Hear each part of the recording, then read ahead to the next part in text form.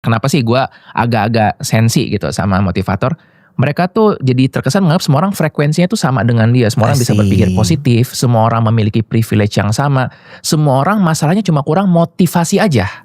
Sedangkan kenyataannya kan gak jadi seperti itu. Benar, gitu. benar. Kalau orang lain bisa, berarti lu juga bisa. Enggak gitu. Kalau orang lain bisa, ya dia bisa melakukan itu. Kalau lu mengcopy apa yang dia lakukan, mungkin lu bakal bisa melakukan itu. Tapi bukan berarti lu harus bisa juga. Buat apa kita ngelakuin itu? Kalau itu nggak bermakna buat lo, mendingan gak usah dilakukan. Katanya kan kita harus berjuang, kita nggak boleh menyerah, kita nggak boleh bandingkan diri sama orang lain. Yang terdengarnya bagus, tapi nggak masuk akal. Lu hidup sebagai manusia disuruh untuk jangan menyerah. Membandingkan ini kan jadi bagus ketika masih dalam jangkauan kita. Dan jadi semacam kayak target, oh ini masuk akal dilakukan. Coba abis kita nulis, lu nulis, ada tuh satu orang teman kita yang tiba-tiba ikut-ikutan nulis tuh. Sayangnya kemudian kita jadi lupa faktanya melekat pada artinya. Gimana tuh faktanya melekat pada artinya? Kita lupa bahwa itu tentang orang main padel, bukan tentang gua ketinggalan. Ya. Benar juga. Udah jauh lagi itu ya. Betul. Dan emangnya kenapa sih kalau harus terlambat tuh kenapa? Ya competitionnya kayak. Competition siapa sih yang bikin ya? Kenapa sih harus dulu-duluan tuh kenapa? Ngapain? Kenapa harus lomba-lombaan subscriber terbanyak atau video terviral tuh kenapa? Ngapain? Apa yang sebenarnya kita cari? Social comparison ya. Jadi ini kan kita masih ngomong tentang topik kecemasan. Kita jadi cemas kan ya karena salah satunya kita pasti membandingkan dengan orang-orang sekeliling kita. Dan ini juga gue punya inilah bad blood dengan motivator gitu. Karena gue sering dapat pasien-pasien yang jadi korban motivator. Iya katanya kan kita harus berjuang, kita nggak boleh menyerah, kita nggak boleh bandingkan diri sama orang lain. Yang terdengarnya bagus tapi nggak masuk akal. Lu hidup sebagai manusia disuruh untuk jangan menyerah, never give up. Sekarang gue bilang ini, gue biasa kasih contohnya, lu kasih air nih, ada air dalam gelas. Sekarang lu tiup airnya sampai mendidih. Bisa gak mendidih? Gak bisa. Yaudah, sekarang never give up. Tiup terus makin semangat dong, ayo pasang musik gitu biar semangat. Gak bisa, jangan-jangan tadi niatnya bagus, niatnya tuh never give up boleh. Tapi jangan-jangan caranya harus give up. Caranya harus diubah, makanya gue bilang mau coba silakan. Lu mencoba untuk podcast ini silakan. Kalau ternyata episode 1 yang lu bawakan ini, gue cukup nyaman lanjutin. Kalau ternyata pas lu nyoba, kayak gue kurang oke, coba lagi episode 2. Iya nih bukan calling gue, cobain yang ketiga. Emang nih bukan gue, berhenti. Palingnya kita dapat datanya itu. Jadi menurut lu gue gak bagus gitu bawain podcast Ya barusan? untuk orang yang baru pertama, boleh lah. Ya. Bagus lah bro. Nah terus tadi mengenai ini kan tentang apalagi promosi dengan motivator yang bilang tentang jangan bandingkan diri dengan orang lain. Sounds good, tapi sayangnya kita sebagai manusia ketika lu punya mata, hampir gak mungkin lu gak membandingkan diri dengan orang lain. Jadi daripada kita bilang jangan bandingkan, kita pilih bandinginnya dalam hal apa. Nah misalnya nih, anggaplah gue seusia segini, teman-teman gue semuanya sudah pada kerja dan gue gak kerja, gue sendiri dong yang gak kerja. Justru harus membandingkan. Lo harus mempertanyakan kenapa. Mungkin nih gue bakal menyalahkan, oh ini gara-gara gak ada lapangan kerja. Tapi pas gue liat, sekeliling gue dapat kerja semua. Lo jadi gak bisa menggunakan itu sebagai alasan. Jadi kalaupun kita mau membandingkan, kita bandingkan secara fair. Gitu. Dan tadi problemnya adalah, kalau lo bilang gak boleh bandingkan diri dengan orang lain, ya lo jadinya jadi malah cemas gak sih? Lo gak boleh bandingkan, terus oke lah gue hidup sendiri. Tapi dari mana gue tahu yang golokannya sudah cukup atau belum? Betul. Atau kalaupun kita bandinginnya itu gak boleh kejauhan. Kalau kita bandinginnya kejauhan ketinggian, ya gak fair juga. Gue bandingin diri sama podcast yang gede itu siapa ya? Ruby misalnya. Atau Raditya Dika. Ya wajar kalau gue cemas. Atau gue bandinginnya sama yang jauh di bawah. Anak SMK yang baru. Gue pikir lu ngomong podcast ruang tunggu. Enggak. Udah siap ribut nih. Sebenarnya tadi di kepala gue ada ruang tunggu sebenarnya. Cuma enggak boleh frontal cortex-nya ngerem tuh ya. Otak depan ngerem Stop. Atau anak SMK yang baru belajar public speaking buat podcast. Betul. Dimana mereka emang tugas sekolah mungkin latihan. Tugas sekolah. Gapnya ya enggak fair di situ. Mungkin memang bandingin harus tepat supaya nggak terlalu jauh, entah kita jadi nggak termotivasi atau jadi ngerasa di atas angin padahal nggak tepat, tapi juga masih ada gapnya untuk kita progress gitu kali ya. Dan itu kan rivalry dari situ. Ya, mungkin teman-teman yang nonton tahu ya, gue, Nago, Jimmy kan kita tuh waktu zaman pandemi tuh bikin level up with us, level U ya. Itu sebenarnya momen yang bagus karena waktu itu kami bertiga sama-sama baru-baru lulus gitu dalam waktu setahun 2 tahun. Terus lagi terjadi pandemi. konten-konten sentimental lagi meningkat gitu. Terus itu momen yang tepat bagi kita tuh untuk saling bersaing. Waktu itu bahkan kalau kita bikin webinar Level U kan SOP-nya kita adalah kita nggak boleh setuju satu sama lain. Harus beda. Harus nggak setuju. Makanya itu kebiasa tuh yang begitu gue ngomong langsung dia bilang lo salah gitu. Itu udah bawaan kita dari dulu. Tapi bagusnya gimana? Kita jadi belajar untuk mempertanyakan segala sesuatu. Nah, dan tadi bagusnya juga kami jadi membandingkan satu sama lain. Dulu gue percaya bahwa udahlah menjadi influencer sentimental tuh nggak bakal bagus, nggak bakal ada. Tiba-tiba Jimmy muncul, followernya buset deh banyak banget. Terus gue mikir gue suka nulis buku, gue udah nulis buku kan sebelumnya juga. Tapi sekarang mah nggak ada yang nulis, kayaknya nggak ada yang baca lagi. Gue liat buku lu.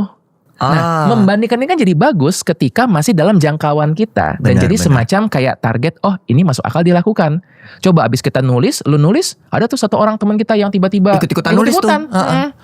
Ya, untung bagus. Kalau jelek kita bully tuh. Sayangnya bukunya baru 1. Nah iya. Harusnya 2 tuh kan. Siapapun kita udah 2, ya ini baru 1. Nah, tapi lagi-lagi nih, pick your battles. Dia mungkin memang competitionnya dengan kita bukan tentang jumlah buku. Kan si teman kita ya Nago ini kan dia juga punya suatu center meditasi. Mungkin battle dia di situ. Nah, ketika kita mengenali bahwa membandingkan itu boleh, tapi kita juga sekaligus menyadari pick your battles. Apa sih yang penting buat lo? Karena kalau lu punya energi yang banyak, waktu yang banyak dan duit yang banyak, lu berantemin dah semua hal. Masih oke. Ya. Kenyataannya kan enggak, waktu kita terbatas, energi terbatas, apalagi duit lah gitu kan. Nah, jadi akhirnya kita punya battle masing-masing. Battle gue adalah gue mau mengembangkan diri di misalnya penulisan, teknik penulisan, atau gue juga pengen untuk bikin konten-konten populer. Lo dalam bentuknya sekarang kan misalnya akademisi, lo lagi mendalami juga ya suatu research tertentu.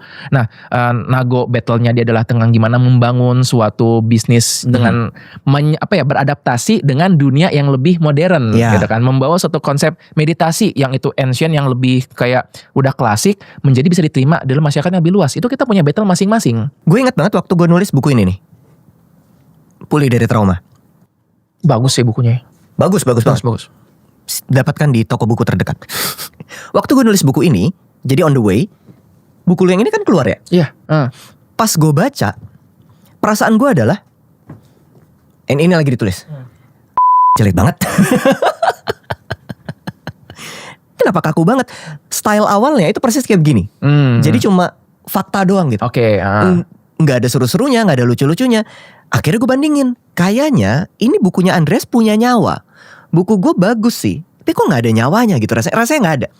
Proses pembandingan itu awalnya gak enak. Karena gue ngerasa, gimana nih, kok buku gue gak sebagus buku Andreas. Tapi ternyata setelah gue belajar, gue lihat, tentu bukunya gak berubah jadi kayak ada lalinnya. Gak ada. Tapi gue belajar, ternyata pembandingan itu bisa ngebuat gue belajar. Walaupun selanjutnya setelah buku ini terbit, gue jalan-jalan ke toko buku, yang bestseller tetap bukunya dia doang.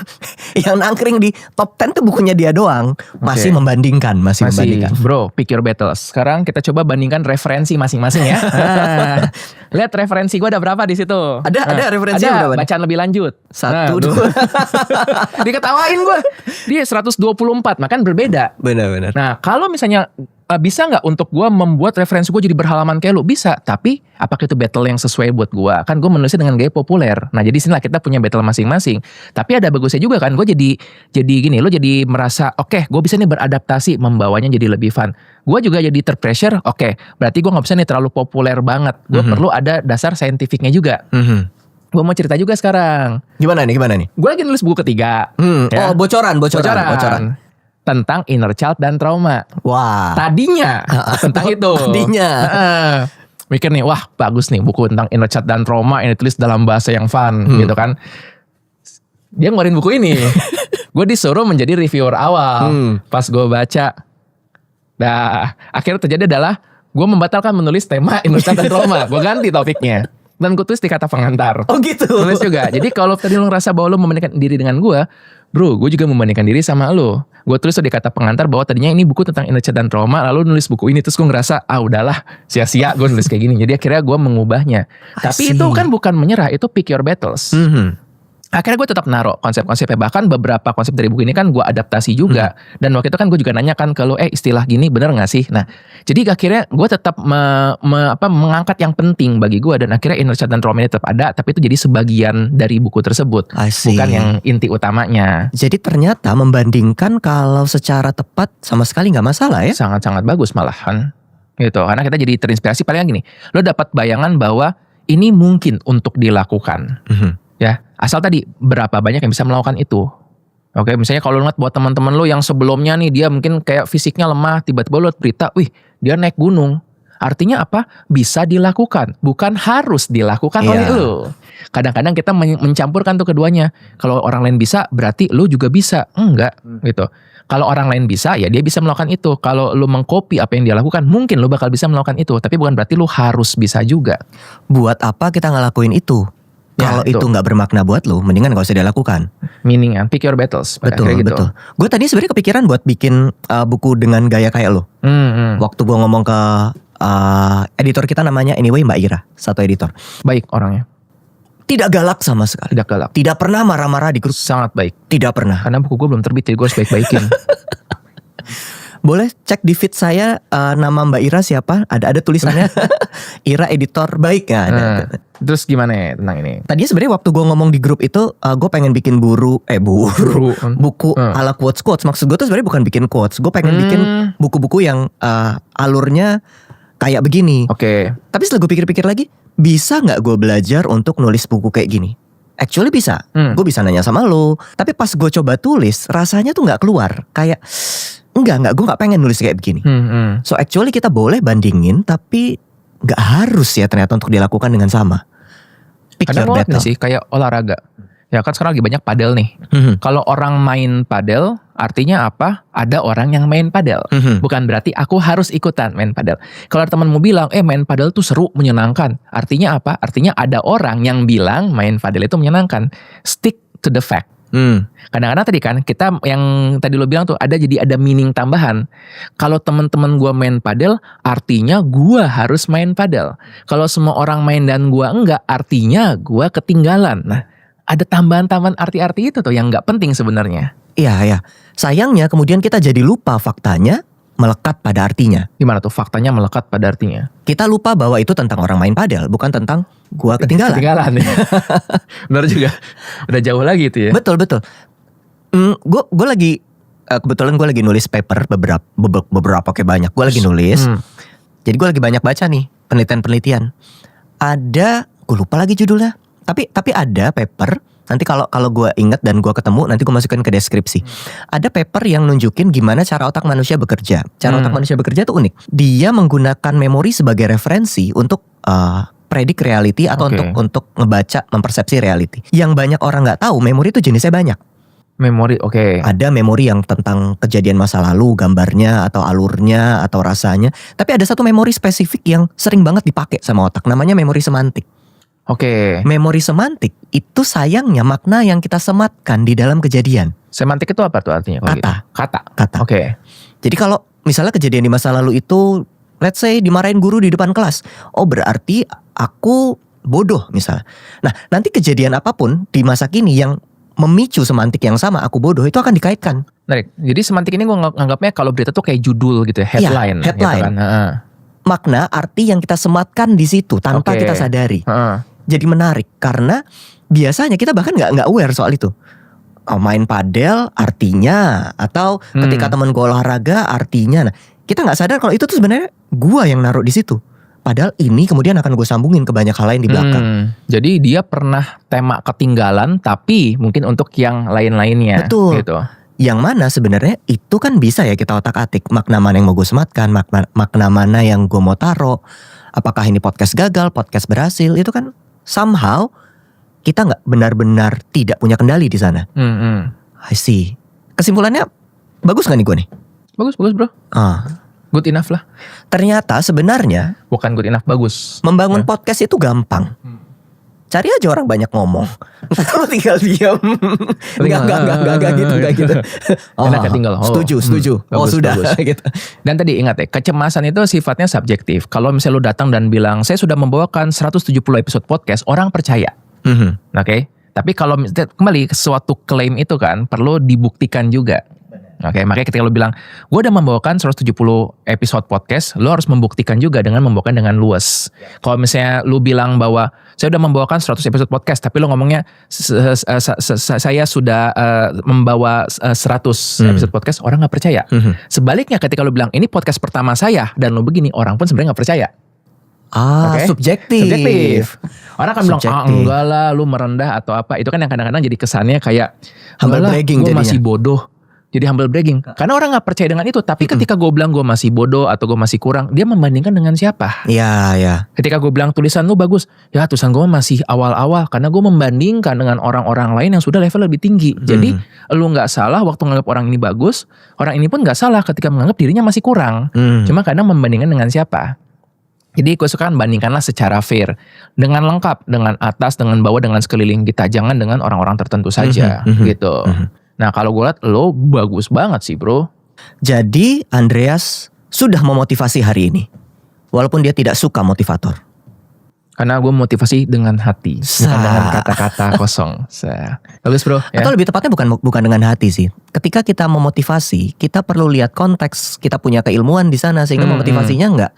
Benar sih. Enggak liar gitu jadinya. Kalau gue bilang, bro lu bagus banget kok. Lu podcast yang sangat hebat. Dengan hati tuh. Tapi gak nyampe. Nggak nangkep sih gitu kan, kayak mental gitu. Mungkin frekuensinya itu ya. Iya. Nah itu mungkin yang menyebabkan gue menjadi ini, mungkin sederhana kenapa sih gue agak-agak sensi gitu sama motivator. Mereka tuh jadi terkesan menganggap semua orang frekuensinya tuh sama dengan dia. Semua orang bisa berpikir positif, semua orang memiliki privilege yang sama. Semua orang masalahnya cuma kurang motivasi aja. Sedangkan kenyataannya kan gak jadi seperti itu. Benar. Nah, makanya kita perlu untuk melihat konteksnya itu, perlu untuk lo napak bumi dan terkoneksi. Ini gue senang di bukunya Charles Duhigg yang baru, Super Communicators. Dia tuh ngomongin bahwa ketika kita komunikasi sama orang, kita tuh perlu untuk bahkan levelnya ini. Gue dulu makan mikir gini, kita belajar komunikasi lah, udah banyak lah presentasi dan lain-lain. Tapi memang benar ada level tertentu di mana ini lo perlu ngomongin tentang kita lagi ngomongin apa, atau ini kita ini lagi siapa gitu. Who are we now? Contoh nih, kita mungkin kalau ngomongin topik yang berat banget bisa loh. Tetapi kita sekarang kan lagi menjadi podcast yang ngomongin populer. Betul. Maka who are we? Kita adalah podcaster yang ngomongin dalam bahasa populer. Tapi kalau kita ngomong di depan dosen kita, nggak boleh kayak gini. Ngomong angkat kaki gitu kan. Kayak tadi tuh nggak bisa. Kita harus pakai istilah-istilah yang bagus. Nah, tapi bukan berarti yang satu lebih superior ataupun yang satu lebih jelek. Enggak, cuma kebetulan konteksnya ini perlu jelas. Iya. Gitu. Gue suka tuh. Bukan berarti yang satu lebih superior. Bukan berarti kita ngomong dengan bahasa berat atau tone ilmiah seakan itu lebih baik ketimbang yang seperti ini. So karya kita ya pilihlah saja. Nggak harus melihat mana yang ideal menurut kacamata banyak orang. Lu boleh milih battle lo gitu jadinya. Betul. Dan kan seni itu, gue sih percaya bahwa seni itu sifatnya bukan vertikal ya, horizontal. Musik juga sama kan, musik klasik sama musik misalnya kayak sound horeg gitu, lebih bagus mana? Enggak bisa, itu masing-masing ada peminatnya. Lu gak bisa narik penggemar sound horeg dengerin musik klasik gitu, kupingnya udah gak bisa denger juga. Sebaliknya, lu gak bisa juga dengerin bahwa orang-orang yang suka musik klasik datang ke tempat yang jeduk-jeduk gitu, gak akan sesuai. Kebetulan tadi berbeda. Nah disinilah kadang-kadang jadi problemnya itu, kita ngerasa tadi bahwa kita harus menyesuaikan diri di suatu standar tertentu. Iya. Gitu. Gue ingat waktu lu nulis buku ini. Anyway teman-teman, waktu buku ini baru mau terbit, Andreas Kurniawan sangat yakin bahwa buku pertama itu yang penjualannya akan jauh lebih baik daripada buku kedua. Dia merasa yang ini nggak bagus, yang ini bagus banget. Ya udahlah biarin aja. Penjualan mengatakan sebaliknya.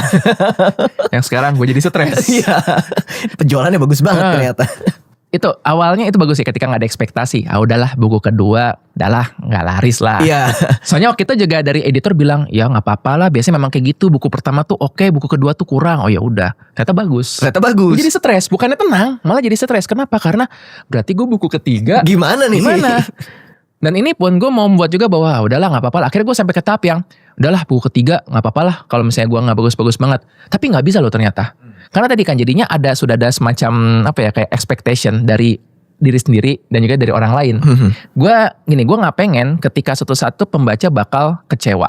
I mean gini, kecewa dengan karya itu wajar, tapi gue nggak pengen mereka kecewa dengan ekspektasi mereka sendiri, gitu kan. So dalam hal ini, gue nggak pengen mereka kok turun sih kayak kekuatan penulisannya. Nah awalnya gue berpikir ya udah itu kan mereka, kan gue menulis dengan gaya gue sendiri. Terus gue menyadari, itu egois gak sih? Ketika gue tahu sebenarnya kalau gue put sedikit effort tambahan, gue membaca ulang naskah gue bisa lo gue revisi. Buku ketiga gue akhirnya gue putuskan gue mengubah cukup besar. Karena tadi rasa itu. Karena gue pikir ya gue juga gak, kan ini salah satu cara dalam membayangkan menjadi pembaca.